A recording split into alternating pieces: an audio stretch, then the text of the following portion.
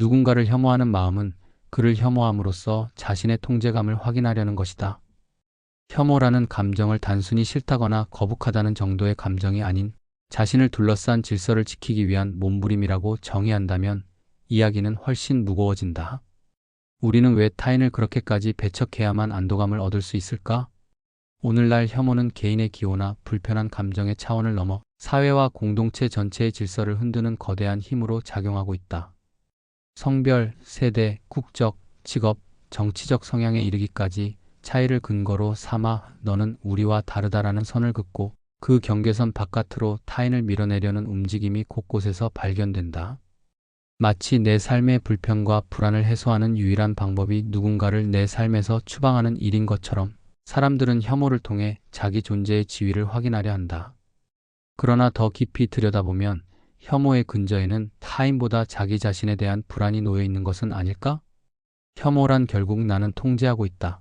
나는 여전히 우위에 있다라는 확신을 스스로에게 주입하기 위한 행위일 수 있다. 불안한 사람일수록, 흔들리는 사람일수록 더 자주 남을 깎아내리고 배제하며 그렇게 함으로써 자기 안의 흔들림을 덮으려 한다. 만약 그렇다면 혐오는 타인에 대한 감정이 아니라 자기 자신에게 던지는 왜곡된 위안의 방식이다. 물론 이 말은 무턱대고 단정할 수 있는 성질의 것이 아니다. 인간의 감정은 너무 복잡하고 혐오라는 단어가 가리키는 스펙트럼도 넓기 때문이다. 그러나 단 한 번이라도 이런 의문을 품어본 적 있는 사람이라면 아마 여기서 전개될 이야기에 귀 기울일 수 있을 것이다. 혐오는 정말로 타인을 향한 것일까? 아니면 자기 안의 결핍을 감추려는 방편일까? 이 질문은 단순히 사회학적, 심리학적 주제에 머무르지 않는다. 인간이란 존재가 스스로를 어떻게 이해하고 또 어떻게 다스려야 하는지를 묻는 철학적 질문이기도 하다. 이 글은 그러한 질문을 중심에 두고 고대의 철학자들, 성인들의 목소리를 빌려 혐오와 통제감의 관계를 탐구해 보려 한다. 플라톤과 아리스토텔레스, 스토아 학파, 공자와 노자, 붓다와 예수 등은 모두 인간의 불안과 갈등, 그리고 그것을 넘어서기 위한 지혜를 남겼다. 시대와 문화는 달라도 그들의 말은 공통적으로 우리에게 한 가지를 일깨운다. 혐오라는 감정에 자신을 내맡기는 것은 결국 자기 자신을 약화시키는 길이라는 것, 그리고 진정한 통제감은 타인을 배제하는 데서 오는 것이 아니라 자기 내면을 다스리는 데서 비롯된다는 것이다. 그럼 혐오에 대한 몇 가지 시선들을 살펴보자. 첫 번째, 혐오와 통제감. 혐오는 인간의 오래된 심리적 기제다. 혐오의 뿌리를 탐색하려면 먼저 인간이 왜 통제감이라는 것을 갈망하는지부터 짚어야 한다. 인간은 태어나는 순간부터 세계의 압도적 낯섦과 맞닥뜨린다. 아기는 스스로 생존할 수 없기에 타인의 돌봄을 절대적으로 필요로 하며 그 과정에서 느끼는 무력감은 인간 심리에 깊이 각인된다. 심리학자들은 이를 인간 존재가 본래적으로 갖는 근원적 불안이라고 부른다. 우리는 언제나 어떤 방식으로든 이 불안을 덮고 자신이 여전히 안전한 자리에 있다는 통제감을 확보하려 애쓴다. 여기서 통제감을 느끼는 가장 원시적인 방식 중 하나가 경계긋기다. 나와 너, 안과 밖, 우리와 그들을 나누는 것이다. 이는 생존을 위해 진화 과정에서 터득한 본능적 메커니즘이기도 하다. 공동체의 결속을 강화하고 외부의 위협을 배제하는 방식으로 인간은 자신들의 집단을 지켜냈다. 그러나 문제는 이 본능적 구분이 현대 사회에서도 여전히 작동하며 때로는 과도하게 발현되어 타인을 혐오하는 감정으로 이어진다는 점이다. 플라톤은 국가에서 인간의 영혼을 세 부분으로 나누며 그중 기계라는 요소가 분노와 경쟁심, 자기 방어 본능과 연결되어 있다고 설명한다. 그는 기계가 제대로 다스려질 때는 정의를 지키는 힘이 되지만 제어되지 못할 때는 파괴적 충동으로 흐른다고 경고했다. 혐오는 바로 이 기계가 불안과 결합해 타인을 향한 적대감으로 표출된 경우라 할 수 있다. 내가 이 상황을 통제하고 있다는 착각을 얻기 위해 우리는 타인을 문제의 근원으로 지목하고 그를 배제하는 것이다.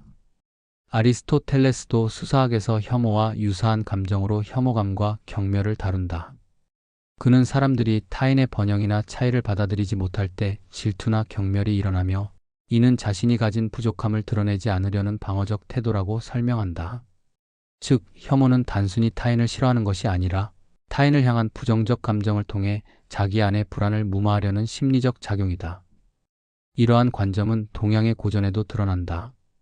공자는 논어에서 군자는 화합하되 같지 않고 소인은 같되 화합하지 않는다고 했다.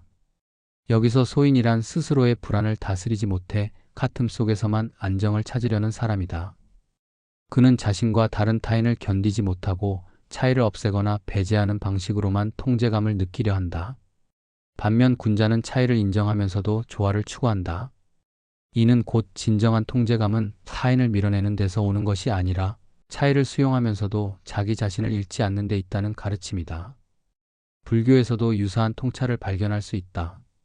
붓다는 법구경에서 남의 허물을 보는 자는 번뇌가 자라나고 자신을 성찰하는 자는 번뇌가 사라진다고 했다.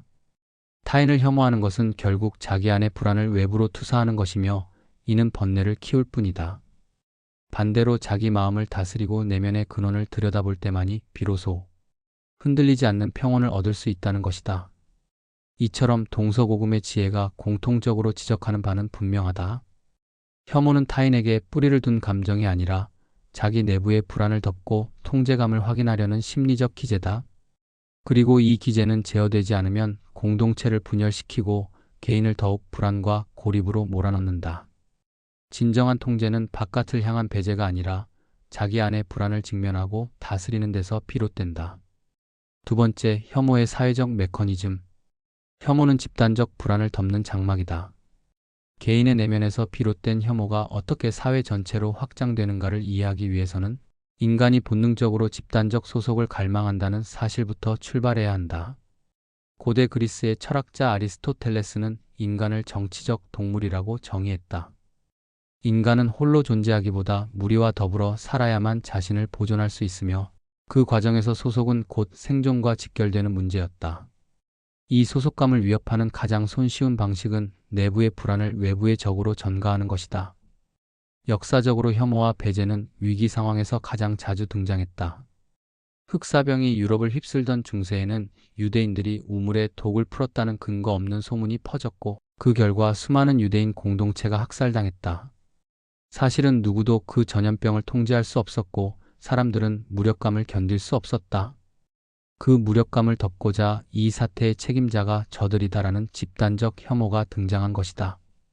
통제 불가능한 재앙 앞에서 사람들은 차이를 이유로 특정 집단을 분리해내고 그들을 공격함으로써 자신들의 불안을 잠시나마 잊었다.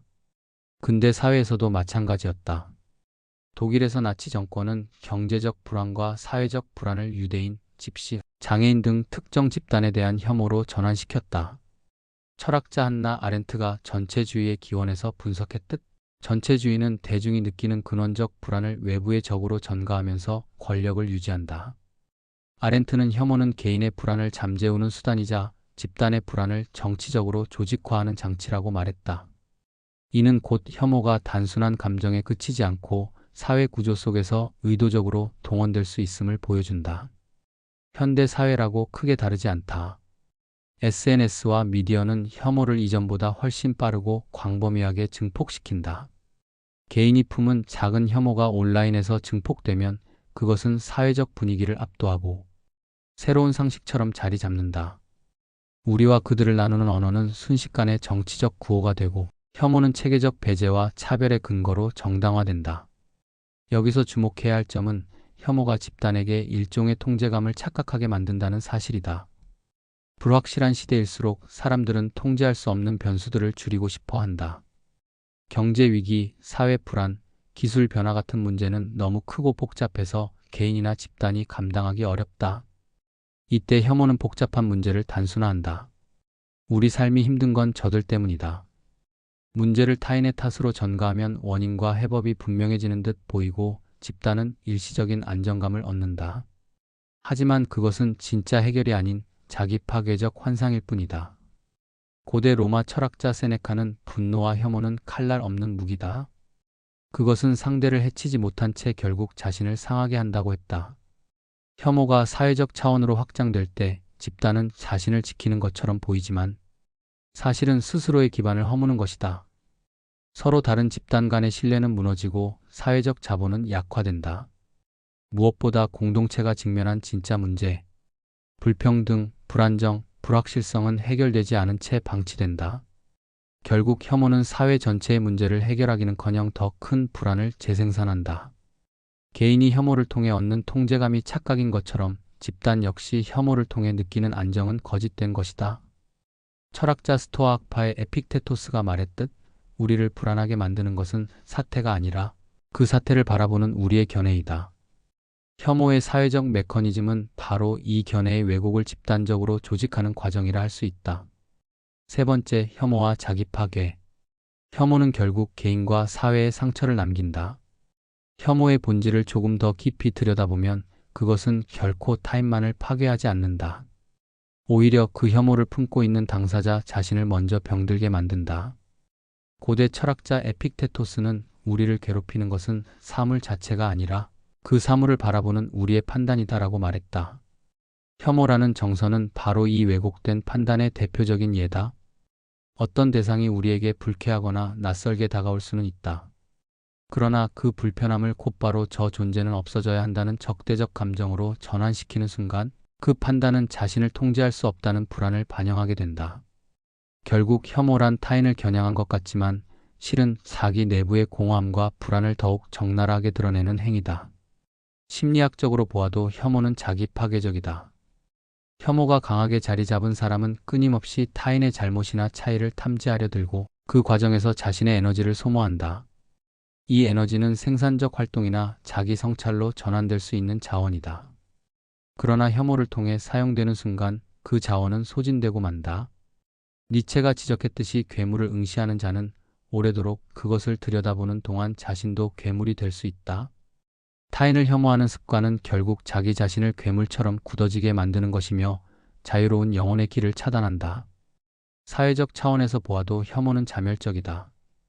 공동체가 누군가를 우리 안과 너희 밖으로 구분하며 소수자를 배제하고 낙인 찍는 순간 사회는 겉으로는 결속을 강화하는 듯 보인다. 그러나 그것은 단단한 연대가 아니라 허약한 동맹일 뿐이다. 배제된 집단은 언제든 더 큰 갈등과 저항을 낳게 되고 내부에 남은 자들은 자신이 언제 혐오의 대상이 될지 모른다는 불안 속에서 살아가게 된다. 플라톤은 국가에서 정의란 각자가 제자리에 있는 것이라고 했지만 혐오는 타인을 자리에서 몰아내려는 폭력이다. 그 결과 정의로운 질서가 아니라 불신과 분열만이 사회에 남는다.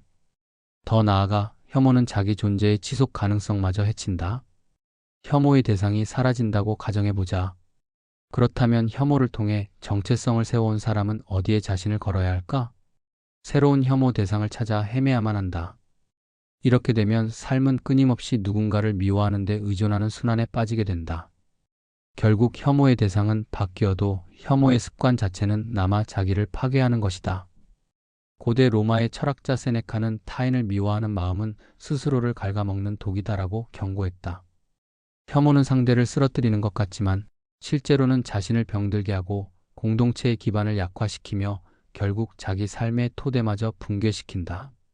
이는 혐오가 단순한 감정의 문제가 아니라 삶 전체를 좀먹는 근본적인 자기 파괴 행위임을 보여준다. 이제 혐오를 넘어선 고대와 현대의 성찰과 지혜에 대해 살펴보자. 고대 철학자들은 인간이 타인을 대하는 방식에서 자신의 성숙도를 가늠할 수 있다고 보았다. 아리스토텔레스는 니코마코스 윤리학에서 분노하는 것은 쉬운 일이나 올바른 대상에, 올바른 때에, 올바른 정도로 분노하는 것은 어렵다라고 했다. 혐오 역시 마찬가지다. 순간의 불쾌함이나 차이로 인해 타인을 몰아내는 것은 가장 쉬운 길이지만 이를 넘어 타인을 이해하고 스스로의 내적 불안을 직면하는 것은 오직 성숙한 영혼만이 할 수 있는 길이다. 에픽테토스는 자유를 자신의 판단과 태도를 스스로 다스리는 능력이라 정의했다. 그렇다면 혐오를 거부하는 것은 단순히 도덕적 선택이 아니라 인간으로서 자유로워지는 길이다. 타인의 다름에 불필요한 적개심을 품지 않는다는 것은 곧 나의 내면을 그만큼 넓히는 것이며 스스로를 타인의 차이에 휘둘리지 않게 만드는 주체적 힘을 키우는 것이다. 현대 심리학 역시 이와 맞닿아 있다. 인간 중심 상담을 만든 칼 로저스는 인간이 성장하려면 조건 없는 긍정적 존중이 필요하다고 말했다. 이는 상대방을 무조건적으로 받아들여야 한다는 뜻이 아니라 타인을 이해하려는 열린 태도가 성장의 출발점이라는 의미다. 혐오를 버리고 타인의 차이를 탐구의 기회로 삼는 순간 우리는 더 넓은 인간성을 경험하게 된다. 고대 성인들은 이런 지혜를 삶의 실천으로 강조했다. 공자는 군자는 화이부동이라 했는데 이는 조화는 이루되 동일하지 않음을 뜻한다. 다름을 이유로 상대를 몰아내는 것이 아니라 다름 속에서도 어울려 살아가는 것이 곧 지혜라는 가르침이다. 결국 혐오를 넘어서는 길은 단순한 도덕적 당위가 아니라 자기 자신을 해치지 않고 자유롭고 성숙한 삶을 살아가기 위한 필수 조건이다. 혐오의 순간마다 우리는 선택할 수 있다. 상대를 배제하며 일시적 통제감을 느낄 것인가, 아니면 그 차이를 직면하며 내 안의 자유를 확장할 것인가. 이 선택이야말로 고대와 현대를 넘어 모든 지혜자들이 강조한 삶의 본질적 과제다. 우리는 살아가면서 수없이 많은 차이와 마주한다. 문화의 차이, 신념의 차이, 성격의 차이, 생활 방식의 차이. 이 차이들은 때로 우리를 불편하게 하고 심지어 위협처럼 느껴지기도 한다. 그래서 사람들은 차이를 없애버리거나 최소한 눈앞에서 몰아내고 싶은 충동을 경험한다. 그것이 바로 혐오라는 감정의 기원이다. 하지만 앞서 살펴본 바와 같이 혐오는 상대방을 넘어 결국 자기 자신과 공동체를 병들게 만든다. 혐오로 확인한 통제감은 진정한 자유가 아니라 불안에 대한 임시 봉합일 뿐이다. 고대의 성인들은 일찍이 이 점을 간파했다. 세네카는 지혜로운 이는 미움을 품지 않는다. 그는 이해하거나 혹은 넘어선다라고 말했다. 혐오가 아니라 이해를 선택하는 순간 우리는 타인의 다름에 의해 위협받는 대신 그 다름을 통해 스스로를 확장할 수 있다.